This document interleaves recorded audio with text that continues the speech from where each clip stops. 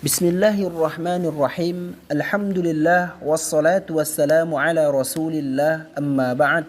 Nas'alullah at-tawfiqa wal inayah was-siyanah wal inabah wad-dawama 'ala al-mukarramat. Rabbi yassir wa la tu'assir, Rabbi tammim bil khair wa la hawla wa la quwwata illa billahil aliyyil azim.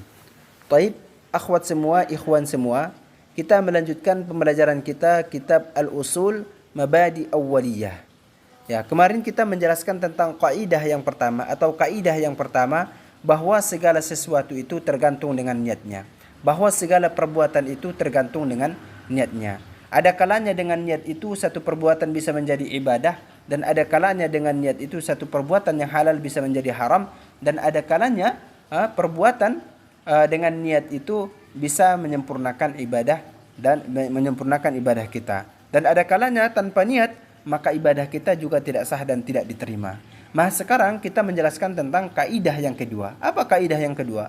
Atau kaidah fiqhiyah yang kedua. Kaidah fikih yang kedua adalah ma yushtaratu fihi at-ta'yin fal khata'u fihi mubtil. Ya, ma yushtaratu fihi at-ta'yin fal khata'u fihi mubtil. Jika menyatakan sesuatu itu menjadi syarat, ya, jika menyatakan sesuatu itu menjadi syarat, maka jika kesalahan hukumnya batal. Ya, ma yushtaratu fihi ta'yin fal khata'u fihi batil.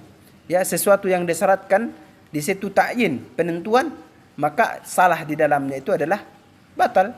Ya, fal khata'u fihi batil. Ya, seperti itu.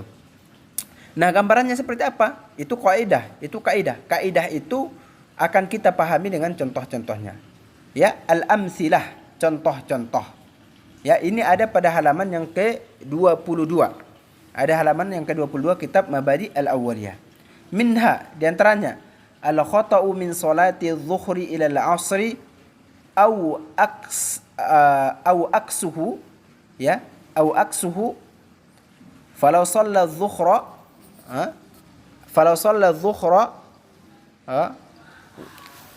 wal 'asra lam yasih. Ya. Baik, kita jelaskan ini. Kesalahan dalam melakukan solat zuhur ke asar dan sebaliknya. Ya. Ini adalah contoh kesalahan dalam melakukan solat zuhur ke asar atau sebaliknya. Maka ketika ia melakukan solat zuhur, ya, ketika ia melakukan solat zuhur dan berniat solat asar, maka hukumnya tidak sah. Ya, maka hukumnya tidak sah. Nah, ini adalah kenapa bisa seperti ini? Karena solat zuhur itu, ya, ada ta'yinnya, ada waktunya, ada ketentuannya. Solat zuhur itu ada ketentuannya, disyaratkan di situ ta'yin. Maka ketika ketentuannya itu salah, maka berarti batal. Ya, ketika ketentuannya salah maka batal. Ya, misalnya apa? Misalnya dia sholat zuhur di waktu asar. Ya, misalnya dia sholat zuhur di waktu asar. Dia sholat zuhur di waktu asar. Ya, dan berniat yang ia sholatkan itu adalah sholat apa namanya? Dia sholat zuhur di waktu asar. Ya.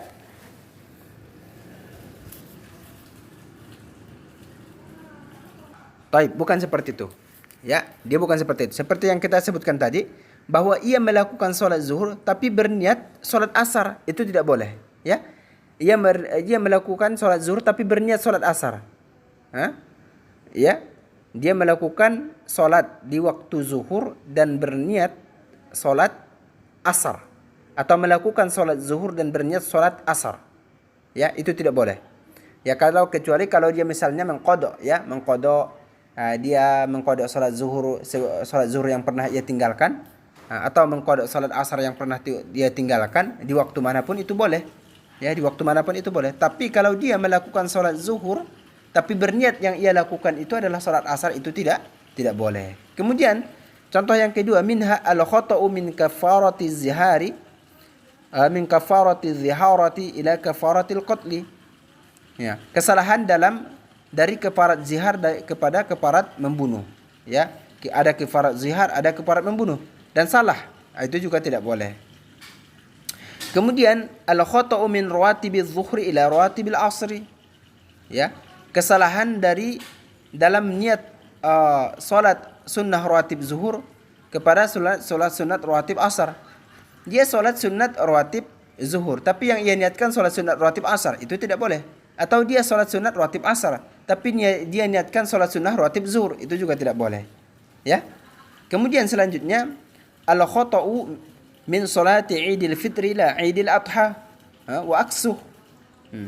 Kemudian dia kesalahan ya dalam niat solat Idul Fitri ya, ke Idul Adha. Dia niatnya dia solat Idul Fitri, tapi niatnya solat Idul Adha. Ya, dia sedang waktunya solat Idul Fitri, tapi yang ia niatkan solat Idul Adha, itu tidak boleh. Atau dia sedang solat Idul Adha, tapi dia niatkan lagi solat Idul Fitri, itu juga tidak boleh. Ya, tidak sah. Ya. Kemudian contoh lainnya al-khata'u min raq'atil ihram ila raq'ataini tawafi wa aksu. Kesalahan dalam niat dari solat 2 rakaat sunnah ihram kepada 2 rakaat solat sunnah tawaf dan sebaliknya. Kemudian yang terakhir al-khata'u min shaumi yaumi Arafah ila shaumi Asyura wa aksu.